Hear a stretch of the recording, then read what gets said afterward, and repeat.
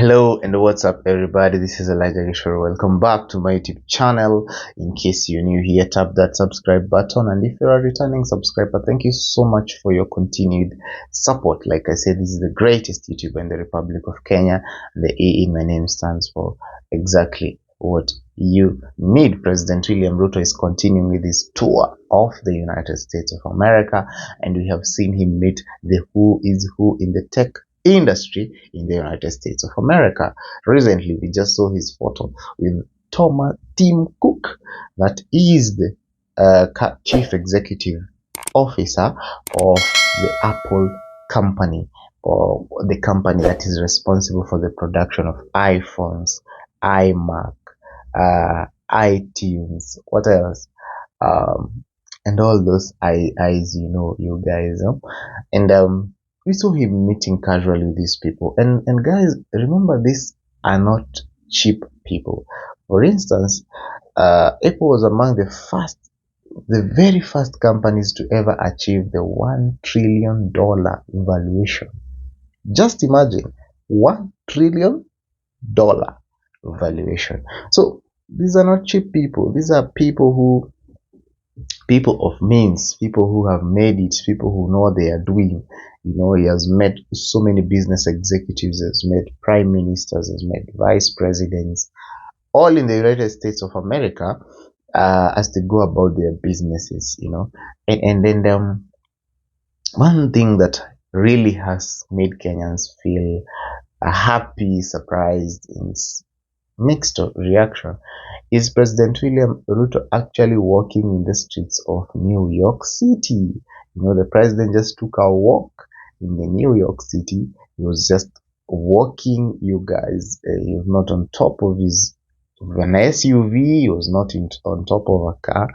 He was just walking casually in the streets, you guys, just crossing the zebra crossings there, and then in traffic and walking, something that he can't actually do in the Republic of Kenya. And that is the issue. That is the whole issue. When he comes back here, he cannot walk to Muturo Market. He cannot walk in Luthuli. He cannot walk in which other place? He cannot walk in Tomboya, Moi Avenue, Archives. He can't do that because I believe people will crowd there. One of the factors is that people want to see their president. And really, sorry to say, but people are idle. They just want to go and stare and sit there. But in the US, nobody cares. People are busy. People even don't know who William Ruto is. I am just trying to imagine if the president of a country like Cote d'Ivoire came to Kenya, I wouldn't even know. I don't know him, So it's the same scenario. There are people who even don't know who William Ruto is in the US, and therefore he can walk freely in the United States of America. But the question is, can Joe Biden come to Kenya and walk such freely? Because you need to put in place systems that will ensure the man is safe, the president is safe, the president is okay, and that he's able to go about his businesses without interruption, without actually being interrupted by anybody, and his security is guaranteed. Because even as the president walks in New York, he knows his security is guaranteed, and this is a place where he'll be safe doing whatever he wants to do. And that is what he should bring to this country. We should be able to see other presidents from other countries walking in Muthurwa, walking in OTC, walking in all these streets of Nairobi, because they are safe, they are okay, they are good, and things like that. But when we see that they cannot do that, then there's a problem, because we should be able to do that. And then it is a very successful event at United States. We have seen Meg Whitman pitch for Kenya very, very vehemently. I don't know if this was a combination or it was an agreement between the president and the US ambassador. It's actually is my first time seeing that an ambassador can actually go to his country of residence and market another country, and actually market it very, very, very seriously, vehemently, so to speak, because That is exactly what Meg has done. He has actually marketed this country very, very successfully to US business investors and people like that. We also saw the president go to Starlink, the company owned by Elon Musk. It owns SpaceX. It hosts the Starlink internet connectivity, satellite internet connectivity, and the president was there, was trying to speak to the executives there and telling them to bring down the cost of internet here in Kenya. And surprisingly, Elon Musk was missing from that tour, and I actually felt it was something very inappropriate if the president of an entire country of over 50 million Kenyans can actually come to your company and you are not there. I don't know if Elon Musk didn't have the memo. I don't know if he doesn't recognize Kenya's president. I don't know if, guys, in for context purposes, Elon Musk is the wealthiest man in the world. The wealthiest, the number one richest human being is Elon Musk. So really the presence and absence of the president of Kenya is nothing to him actually.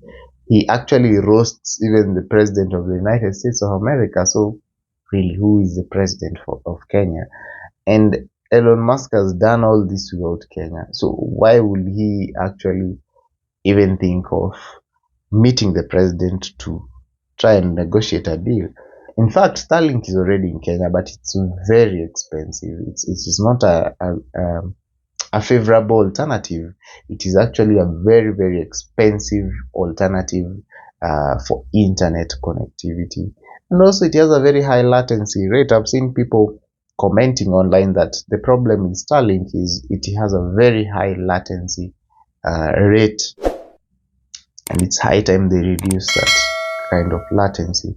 Elon Musk has gone ahead to create Tesla, the electric vehicles, and he's a creator, he's a manufacturer, he's somebody who has come up with so much. He's also doing the boring company, the SpaceX, the rocket companies, and it's huge, it's big. It's not a mean achievement, you guys. It's a big achievement. And yeah, he was not there to receive the president, but he urged the company to actually do investments in Kenya. So yeah, that is the highlight of the US tour of the president.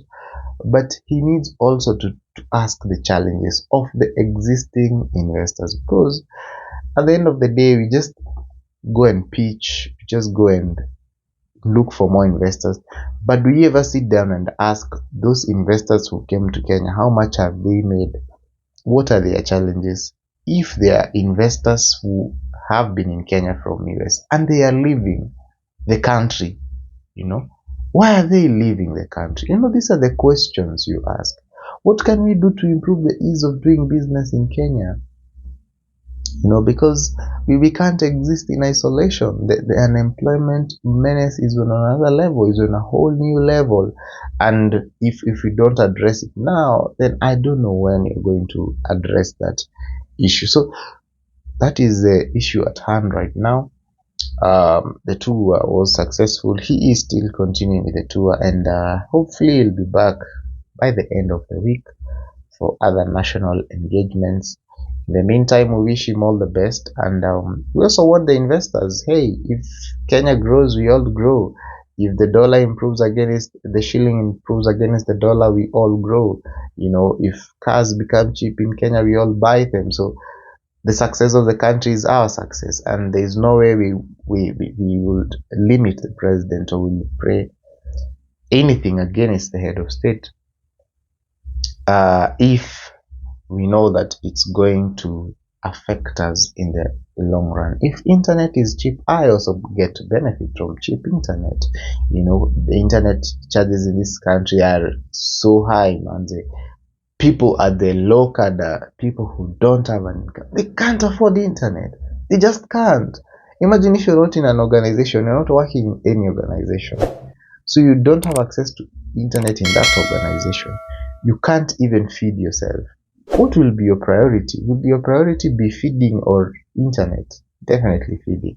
And there are millions and billions of opportunities on the internet. Something that every Kenyan should have access to is the internet. Some Kenyans even don't have access to electricity. They don't have access to smartphones. They don't have access to laptops, televisions. All these factors combined contribute to the vicious cycle of poverty, because internet is one way of eradicating poverty. Guys, thank you so much for watching this video. I love you so much from the bottom of my heart. I love you so much.